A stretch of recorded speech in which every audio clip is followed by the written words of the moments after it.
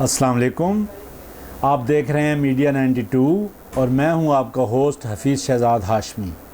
آج سے ہم ایک نیا پروگرام شروع کر رہے ہیں، انوکھے لوگ۔ اس میں اس ملک کی نابغہ روزگار شخصیات سے آپ کی ملاقات کروائی جائے گی۔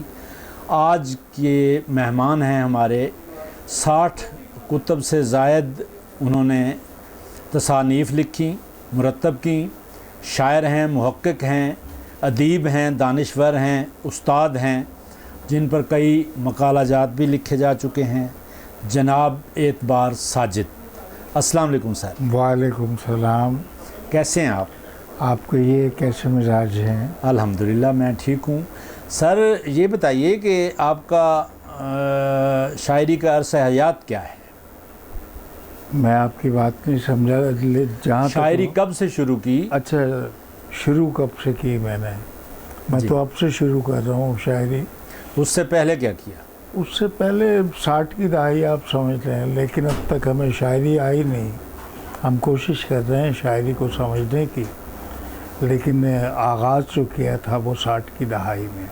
ماشاءاللہ، 60 کتب آپ نے لکھ ڈالی اور ابھی کہہ رہے ہیں کہ آغاز کر رہے ہیں۔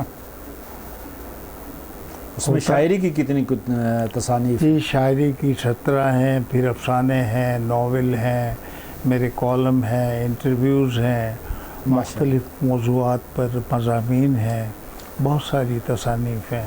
اچھا۔ بلکہ ان کی تعداد 60 سے زائد بنتی ہے۔ ماشاءاللہ۔ سر یہ جو ہمارا شاعری کا سنہری دور کہا جاتا ہے، جی، میر و غالب اور فیض و فراز، تو ان میں کیا ایسی بات تھی جو آج نہیں ہے؟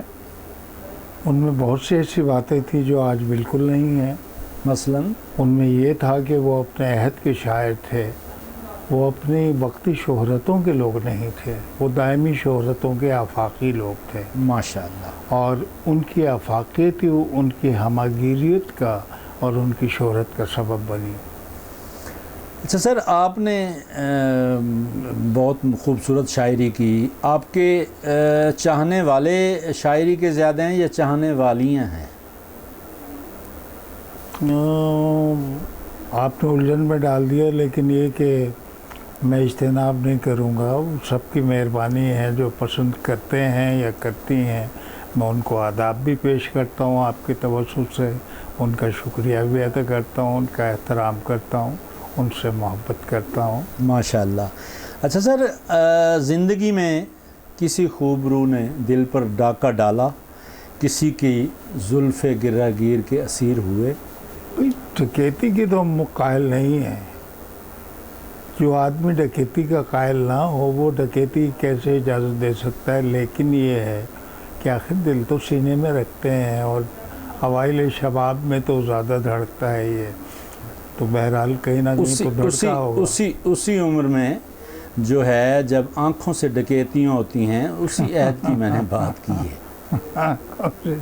آنکھوں سے ڈکیتی میں نے کبھی نہیں کی۔ نہیں، آپ کے ساتھ ہوئی ہو، کہیں لٹ گئے ہوں، دیکھا ہو اور لٹ گئے ہوں؟ بس اللہ کا کرم رہا، لوگوں نے چاہتے دیں اور اللہ انہیں سلامت۔ اچھا، ایک بار لٹے یا ایک بار سے زیادہ لٹے؟ بس جب ایک دفعہ آدمی لٹ جاتا ہے نا تو اس کا خزانہ خالی ہو جاتا ہے، اور وہی کافی ہے، ایک محبت کافی ہے، باقی عمر اضافی ہے۔ واہ، یہ کسی کا شعر ہے، اچھا، میرا نہیں ہے۔ اپنے کوئی اشعار سنائیے پلیز سر۔ میرے اشعار کی جہاں تک بات ہے، میں وہی غزل سناتا ہوں جس کا 18واں ایڈیشن 2 اشعار سنائیے سر پلیز۔ جی، تمہیں جب کبھی ملے فرصتیں، میرے دل سے بوجھ اتار دو، واہ، میں بہت دنوں سے اداس ہوں، مجھے کوئی شام ادھار دو، کیا کہنا۔ مجھے اپنے روپ کی دھوپ دو کہ چمک سکے میرے خال و خط، واہ، مجھے اپنے رنگ میں رنگ دو، میرے سارے رنگ اتار دو۔ کیا کہنا ہے۔ بہت عنایت۔ اچھا سر، یہ جو ہے زندگی نے آپ کو کیا دیا، کیا کھویا، کیا پایا؟ کوئی تشنا ارمان، ادھوری آس، نامکمل خواہش؟ دیکھیے، زندگی نے وہ کچھ دیا ہے جس کا میں تصور نہیں کر سکتا۔ اپنے پروردگار کا احسان مند ہر لمحہ رہتا ہوں، کہ اس نے زندگی میں مجھے پذیرائیاں دیں، احباب نے مجھے عزت دی اور مجھے پوری دنیا سے محبتیں ملیں، مجھے احترام ملا، مجھے چاہتیں ملیں۔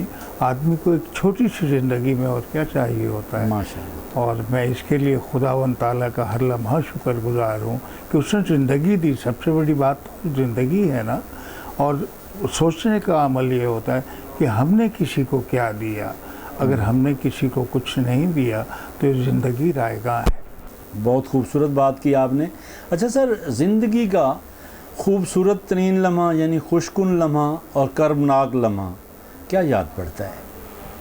آپ نے یہ دونوں سوالات ایسے کیے ہیں کہ جن کے بڑے حقیقی جواب بنتے ہیں۔ ایک تو یہ کہ پہلے بیٹے کی پیدائش، ماشاءاللہ، وہ خوشی کا لمحہ ہوتا ہے کسی باپ کے لیے، جب اس کی اولاد نرینہ ہو، بیٹا ہو اس کا پیدا، وہ دن، اور وہ دن زندگی کا دکھی ترین دن ہوتا ہے، بلکہ ایام ہوتے ہیں جب اس کے پیارے، اس کے عزیز اس سے رخصت ہوں، جیسے میرا بھائی، میری بہنیں، میرے والدین، میرا بہنوئی مجھ سے بچھڑ گئے، اور وہ ایسے رفتگاں تھے کہ وہ میرے رفتگاں نے یہ کہہ دیا کہ ملیں گے اگلے پڑاؤ پر، بڑی اجلتوں میں تھے مہرباں، میرا انتظار نہیں کیا، مجھے زندگی کے صحرا میں انہوں نے تنہا چھوڑا، لیکن آپ لوگوں کی محبتوں نے، آپ سب کی محبتوں نے مجھے زندہ رکھا، مجھے شاداب رکھا۔ میں آپ کو آداب عرض کرتا ہوں۔ اچھا سر، نئے شعراء کو کیا کہیں گے، کیا مشورہ دیں گے؟ میں نئے شعراء کو کہوں گا کہ وہ اسی طرح شاعری کریں، مطالعہ زیادہ کریں، ریاضت زیادہ کریں، اور شاعری اور شہرت میں بنیادی فرق ہے۔ بنیادی فرق یہ ہے کہ آپ شاعری کرتے ہیں تو شہرت کے لیے نہیں کرتے، آپ اظہار کے لیے کرتے ہیں۔ اظہار میں اور شہرت میں بہت زمین اور آسمان کا فرق ہے۔ ہم جو شاعری کرتے ہیں ہم ان دھڑکنوں سے کرتے ہیں اور دھڑکنوں تک پہنچتے ہیں، اور یہی میرا مشورہ ہوگا، عاجزانہ، دوستانہ، مخلصانہ کہہ لیں، کہ احباب جو ہیں وہ اپنی ریاضت شاعری پہ رکھیں، مطالعے پر رکھیں، اور کوشش کریں کہ وہ اچھا کہیں، اور وہ اچھا کہہ بھی رہے ہیں۔